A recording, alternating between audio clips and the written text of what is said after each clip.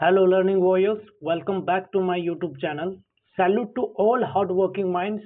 Let's rise with knowledge and success. थोड़ा सा content के बारे में बता दूं, जो आज हम कवर करेंगे वो बिल्कुल कंसाइज होगा, एग्जाम ओरिएंटेड होगा और पूरी चैप्टर का सारांश होगा। तो आज का टॉपिक है Bagmari by Toru Dutt.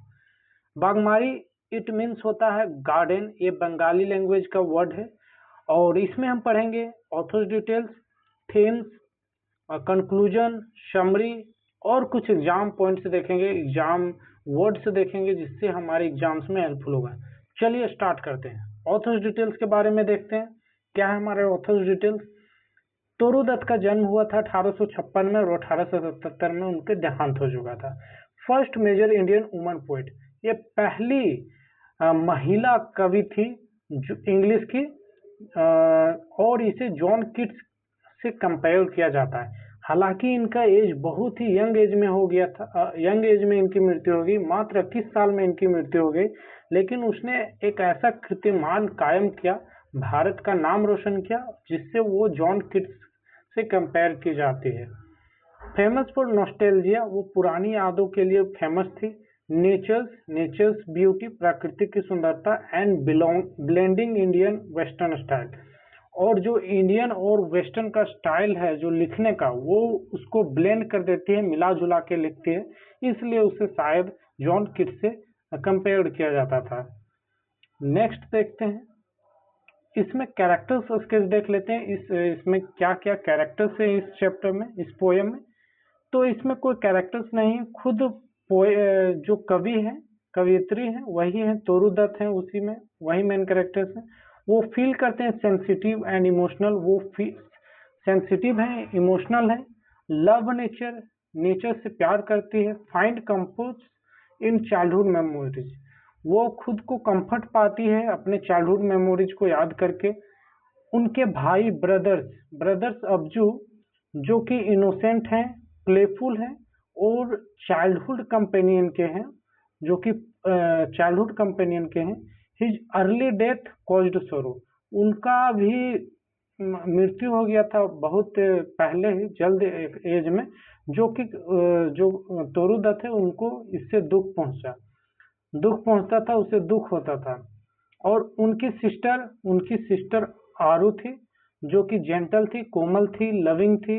Enjoyed the garden with the poet, जो पोएट है तोरू दत्त, उसके साथ एंजॉय करती थी उस गार्डन में। रिमेम्बर्ड, वो याद करती इसे बहुत प्यार से, उनकी डेथ को। आफ्टर हर डेथ, उनकी भी मृत्यु हो जाती है और वो बहुत याद करती है Toru Dutt. Nature, garden and Bagmari, garden of Bagmari का गार्डन जो प्रकृति से भरा हुआ था, लिवली, वो उसे लाइव मानती है। फुल ऑफ ट्रीज, पेड़ों से भरा था, full flowers and birds, symbol of Joy, immortal memory, ये सारी चीज उस एक खुशी और इमोर्टल मेमोरी का संकेत करता है उसे, और उसे याद भी दिलाता है इन सारी चीजों का। नेक्स्ट देखते हैं, शॉर्ट समरी के बारे में देख लेते हैं। क्या शॉर्ट समरी है इस कहानी का? The poet describes Bagmari garden rich with trees, exotic flowers and birds, वो डिस्क्राइब करती है बागमारी गार्डन का कि वो वहाँ बहुत सारे पेड़ हैं, अनोखे फूल हैं, पक्षी हैं। It was the playground of childhood, ये उनके बचपन का प्ले ग्राउंड था। Where she enjoyed life with Abju and Aru, जहाँ पे वो अपना जीवन, आनंदमयी जीवन बिताया अब्जू और आरू के साथ। आफ्टर देयर अर्ली डेथ, उनकी तुरंत या फिर कम एज में मृत्यु के बाद, the garden became a symbol of memory and loss, जो गार्डन था वो बन गया था एक सिंबल मेमोरी और लॉस का। नेक्स्ट देखते हैं, इनके थीम्स के बारे में देख लेते हैं। क्या क्या मेजर थीम्स है? नेचर्स रिचनेस, प्रकृति की संपन्नता। प्रकृति की संपन्नता हमने देख चुके हैं कि बागमारी गार्डन में कितने सारे प्लांट्स, फ्लावर्स, ट्रीज थे। चाइल्डहुड जॉय, बचपन की खुशी, वो व्यक्त करती है तोरू दत्त की कैसे उसके बचपन की खुशी छिन गई और कैसे उनकी यादें बार बार आती हैं और उसे कंफर्ट देती है।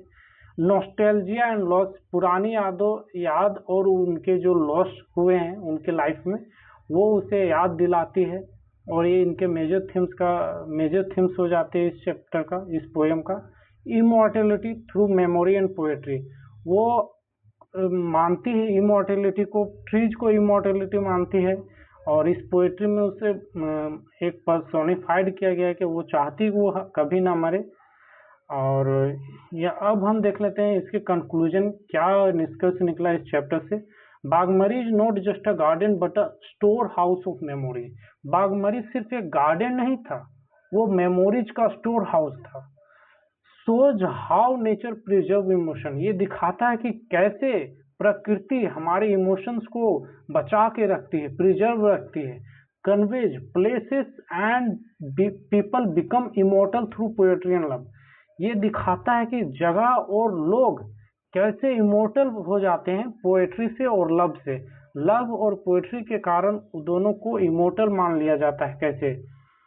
ये हमारे हो गए खत्म। और थोड़ा सा हम एग्जाम कीवर्ड्स देख लेते हैं जिससे हमें एग्जाम में लिखने में और याद रखने में महत्वपूर्ण होगा। तो देखते हैं नेचर। नेचर क्या है? गार्डन, गार्डन से रिलेटेड है, जो कि मेमोरी, चाइल्डहुड मेमोरी को दिखाता है। अब्जू और आरू जो उनके ब्रदर्स और सिस्टर हैं, नॉस्टैल्जिया को शो करते हैं, इमॉर्टेलिटी को शो करते हैं।